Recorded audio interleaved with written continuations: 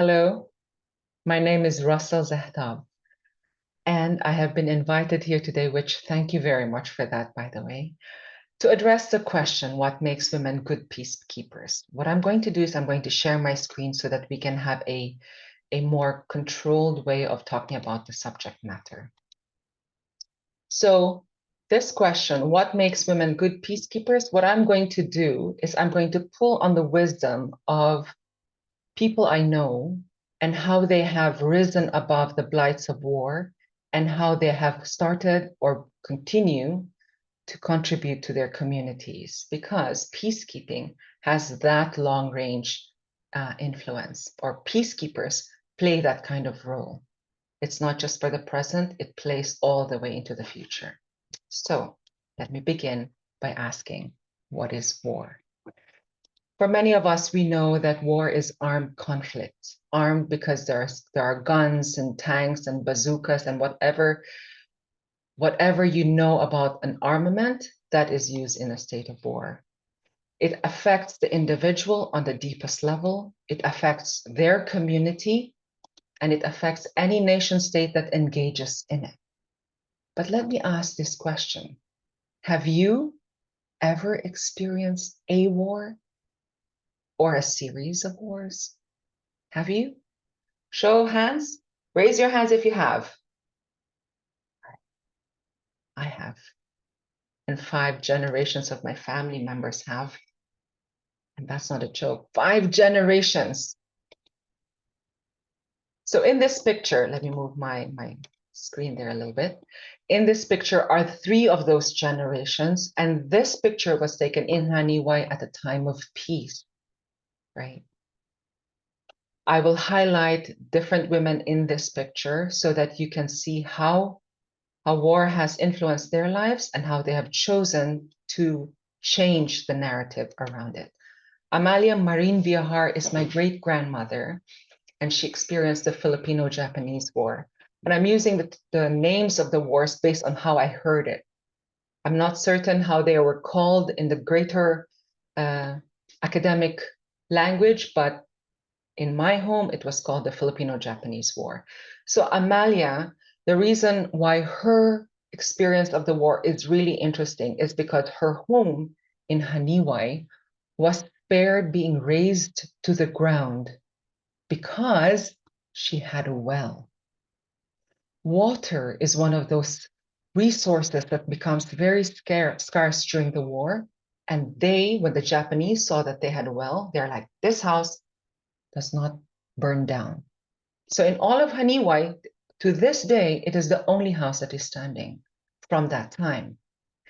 The soldiers would come, thousands upon thousands, use the well for cooking their food, washing their bodies, washing their clothes, using the home for resting. It was a round-the-clock job for my family.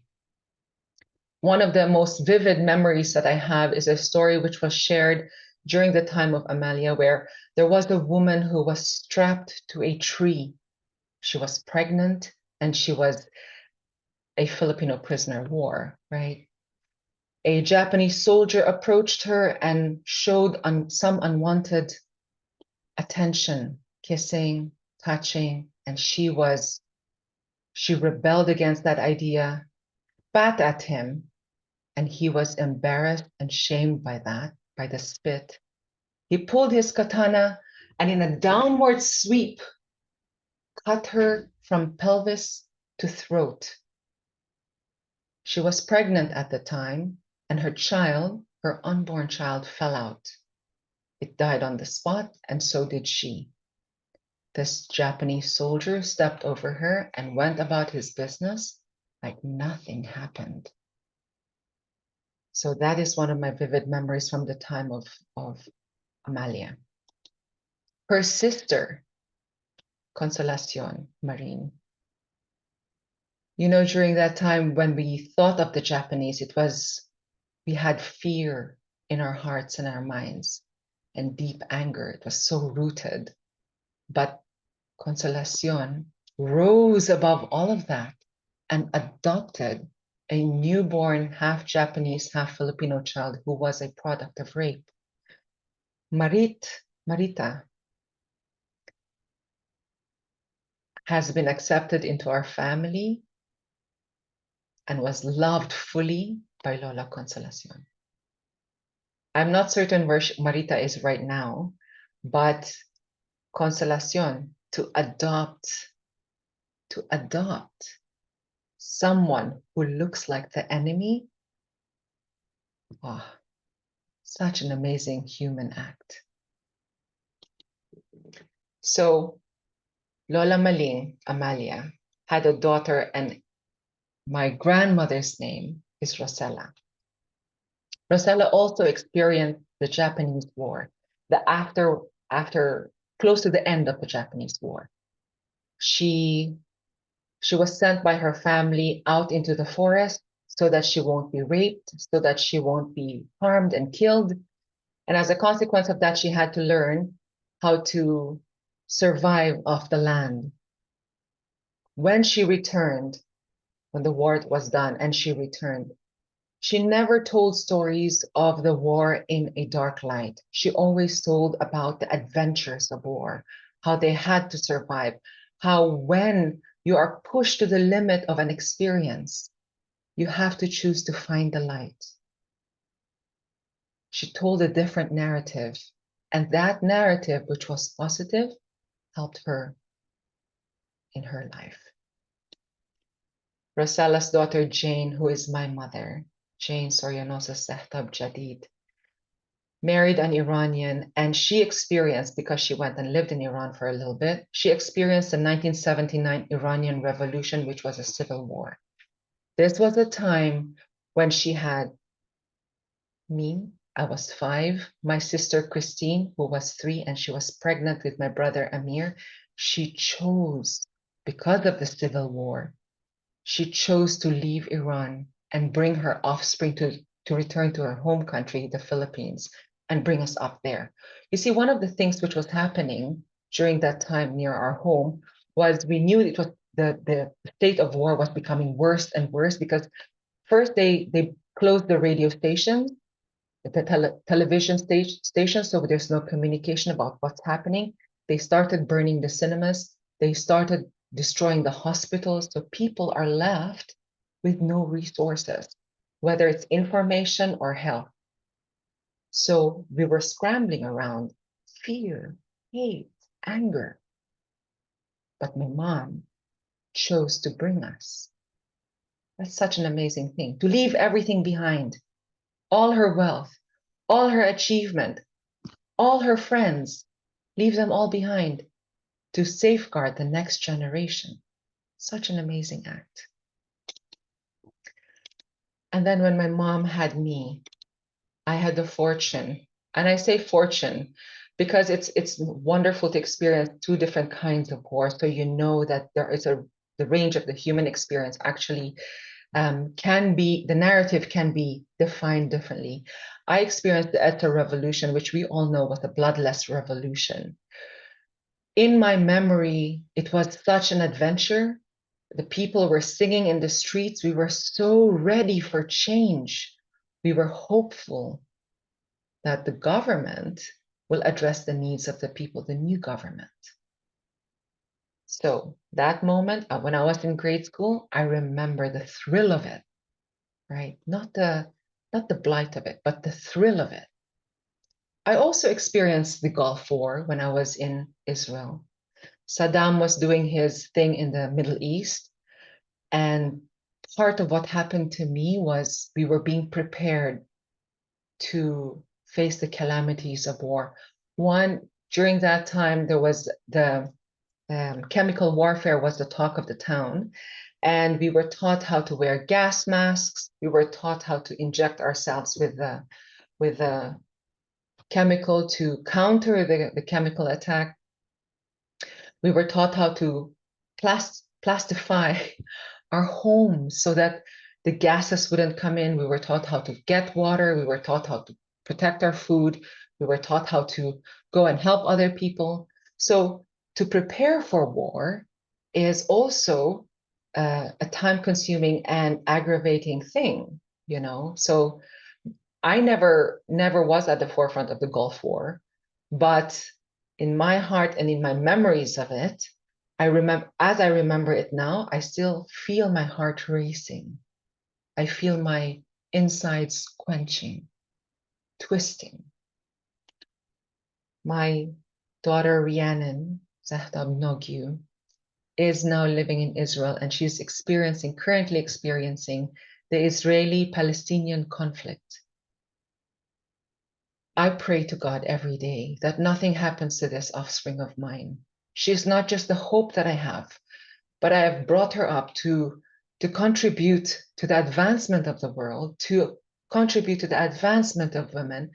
And I cannot imagine her being taken from this world too early in her life. So that fear, which I sometimes feel creep up on me, I have to subdue that. I have to, when she calls me, I have to support her and boost her up and make her feel like, yes, you have chosen well. You have chosen to serve.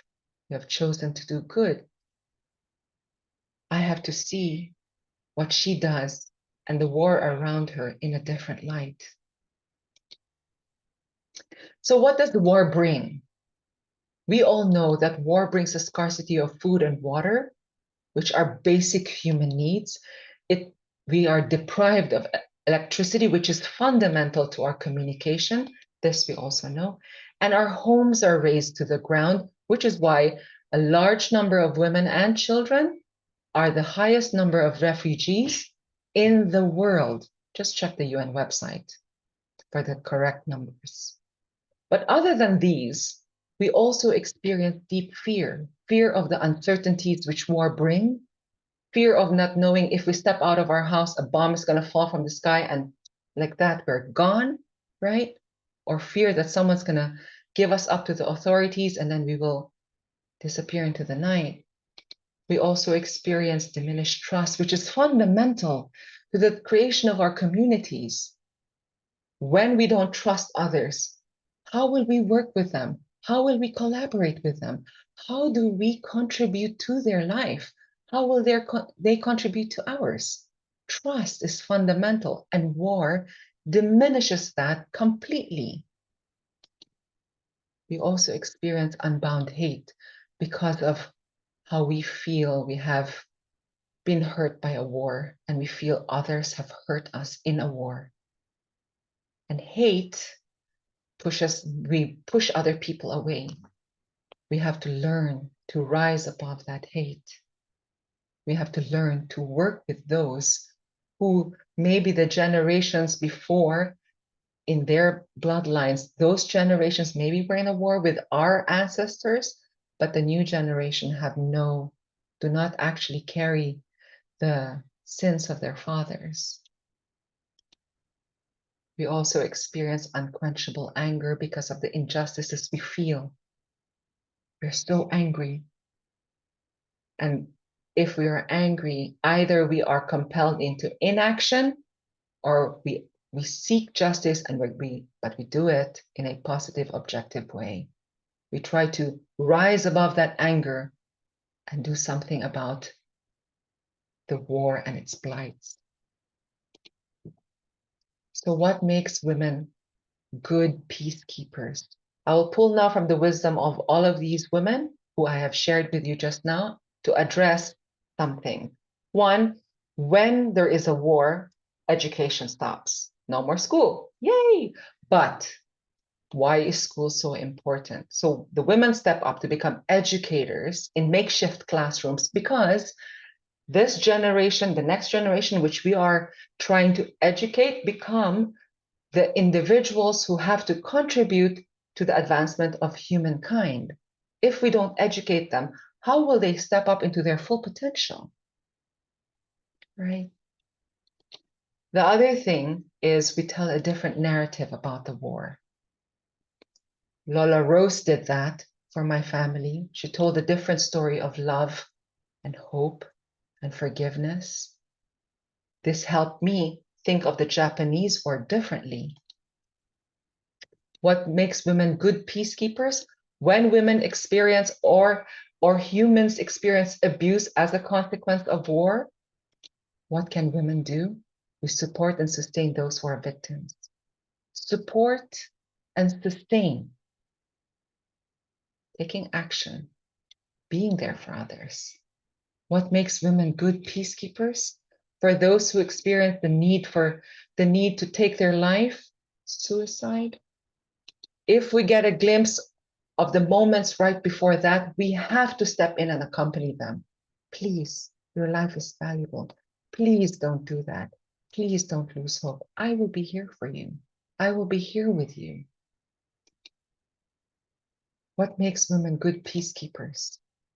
For those who experience great depression as a consequence of war, what we can do is we educate ourselves and inform ourselves about what depression is, so that when we see someone experiencing that, in whatever phase they're in, we can step in, give our hand, extend this hand, come, take my hand.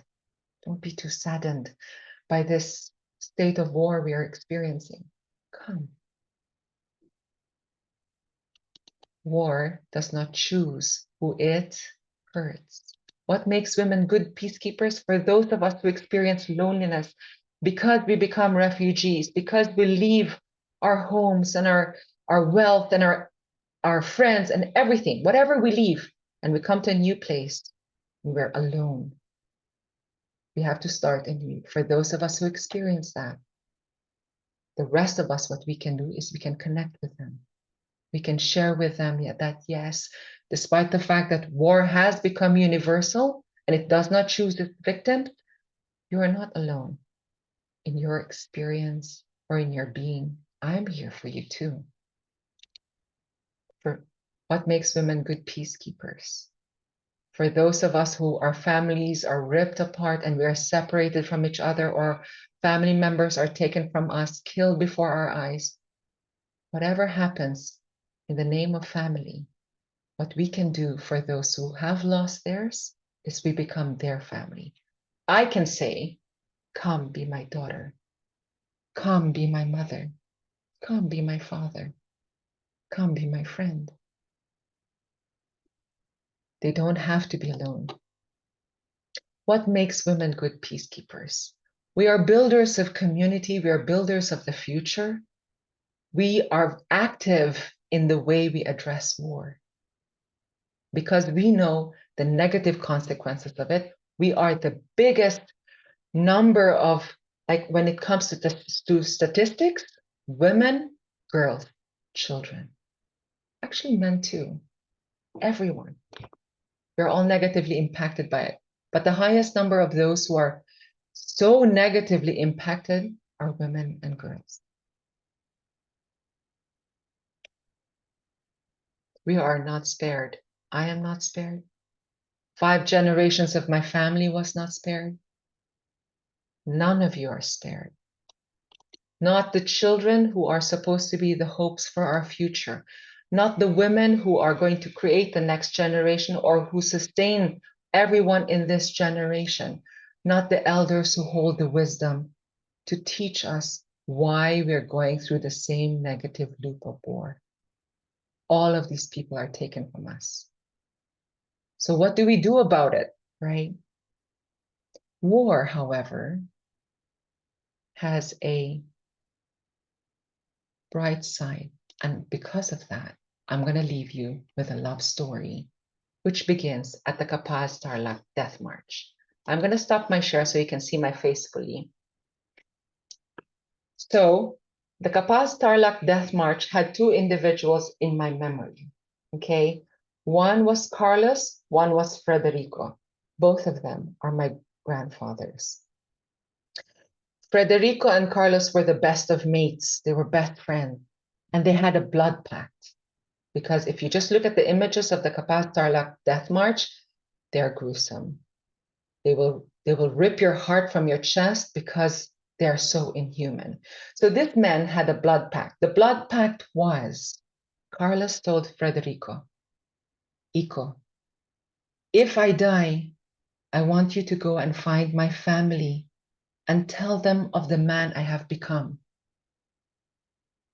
Frederico told Carlos, Carlos, if I die, go and find my family and tell them my story.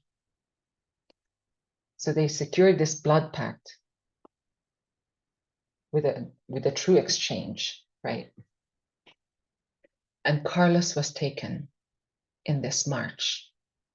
The water was contaminated. There was no food. Their bodies became frail. The war took a toll on him and he passed away.